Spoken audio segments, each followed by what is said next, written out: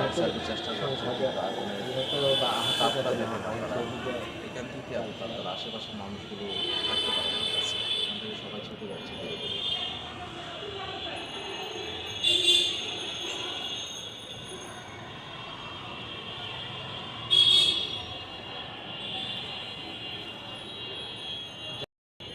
আমরা হয়তো পড়ে আছি, কিন্তু যাদের ক্ষতি হচ্ছে একটা বাড়িতে অনেক মূল্যবান অনেক কিছু থাকে, তার থেকে বড় মূল্যবান হলো মানুষের জীবন।